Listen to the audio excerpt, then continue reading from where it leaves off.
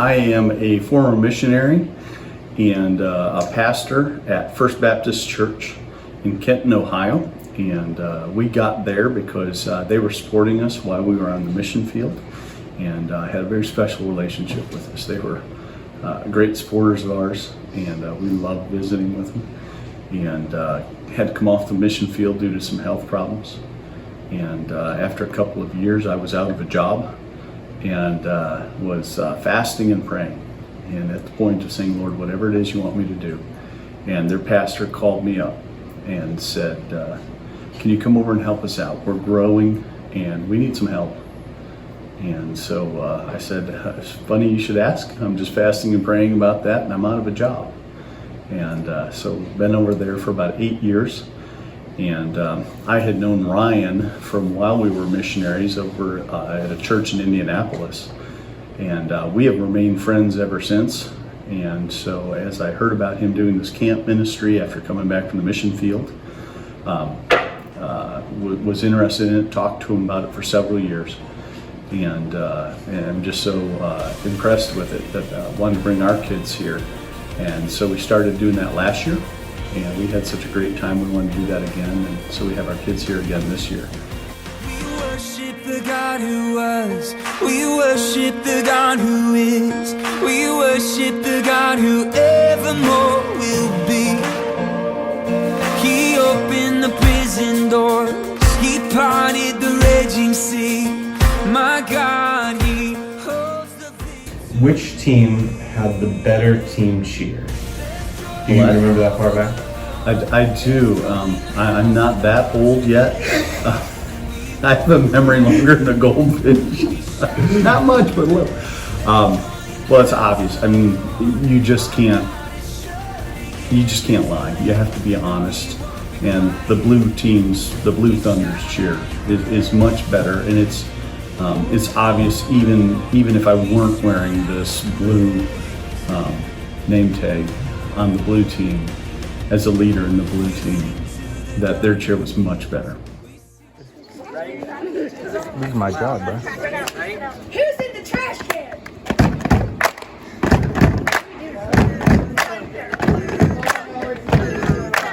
One, two, three, four.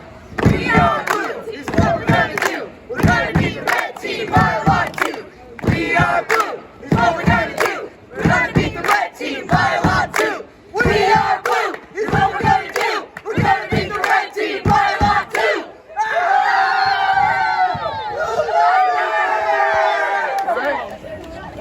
Real Rojo! Real Rojo! Real Loco! Rojo Loco! Real Loco! He dropped him! Who do you think is going to win this year overall, though? I think the red team is going to win just because Ryan is red. The God who saves, we sing to the God who always makes a way. 'Cause he hung up on that cross, then he rose up from that grave. My God, still rolling stones away. There's joy in the house of the Lord. There's joy in the house of the Lord today. And we won't be quiet.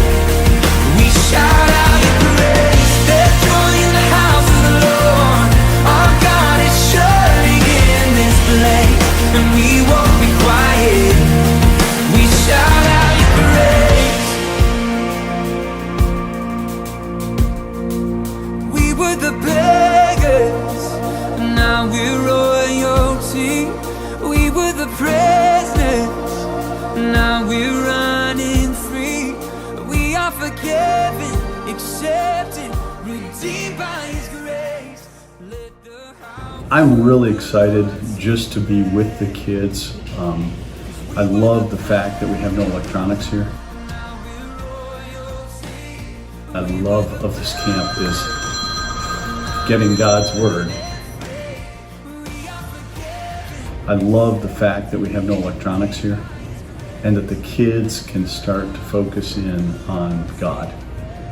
And the fact that everything is geared around God. Really the memorization part of it is exciting to me, because when God's word gets in kids' hearts, that's when their lives change, and that's what's exciting for me, and that's what I'm really excited about, is to see the next generation turning to God and starting to live lives that are purposefully for Him. We're gonna shout out your praise. There is joy surely in this place. We won't be quiet. Shout out your praise. We shout out your praise. There is joy in this house. There is joy in this house today. We shout out your praise. We shout out your praise.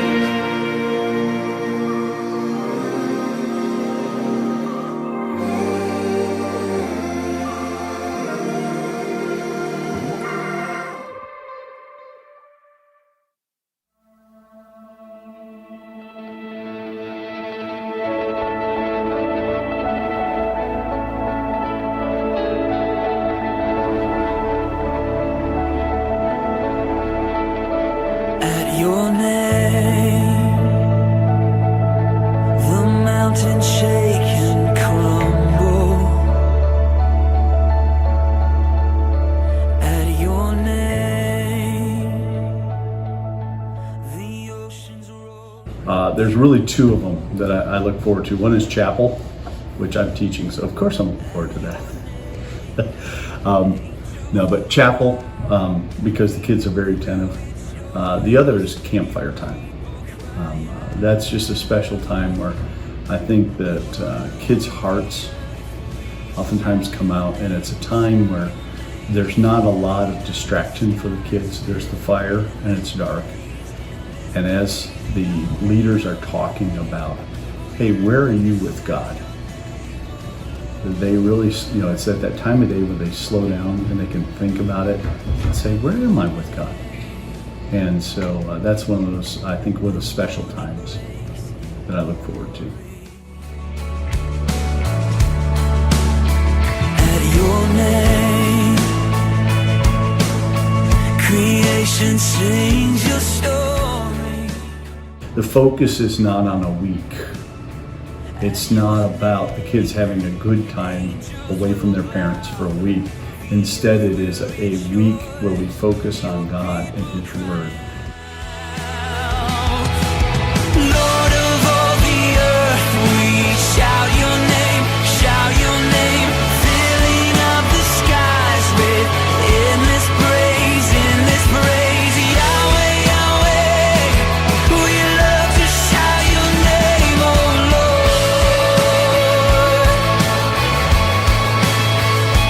There is no one like our God. We will praise you, praise you. There's no one like our God.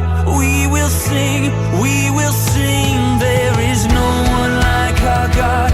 We will praise you, praise you. There's no one like our God.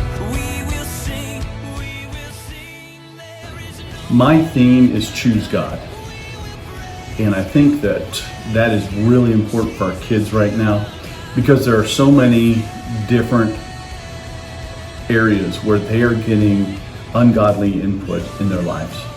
There's a lot more pressure on our kids from sources that are ungodly and inputs into their lives. And to remind them that God has His Word there to help guide their lives, to show them what is best for their lives, and to give them sound godly counsel. I really enjoyed the tent making yesterday. It was a hard game. It wasn't an easy game for the kids, but having half the team blindfolded and having the other half try to direct them without showing them what to do, just to do that, learning how to communicate well and how that doesn't work if you don't. That was really fun.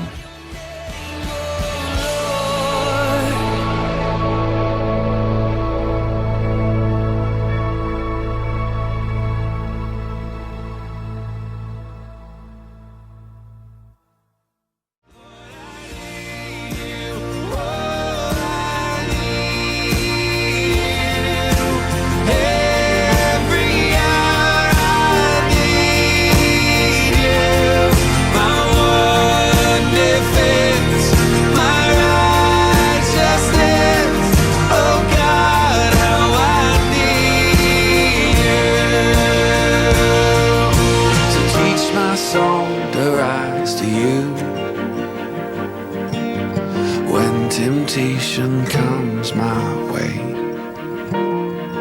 When I cannot stand, I'll fall on you. Jesus, you're my hope and stay. Well, I think it's kind of my theme is this year. We're talking about Esther, we're talking about Daniel, we're talking about Shadrach, Meshach, and Abednego. God didn't put them in an easy place. And in our culture, we are not in an easy place. But that does not mean you have an excuse not to live up to God's obligations that He has asked you to do, to be a witness for Him. And so that they would understand that, and that they would know that no matter what their situation is, that God is with them, that He loves them, that He is going to support them, that He walks with them through every single step, and that there's nothing that happens to them that doesn't pass through the grid of His love first. And that if they would understand that, and it would encourage them to be faithful and to stick with God and choose Him versus choosing what the world has to offer, that would be my heart's desire.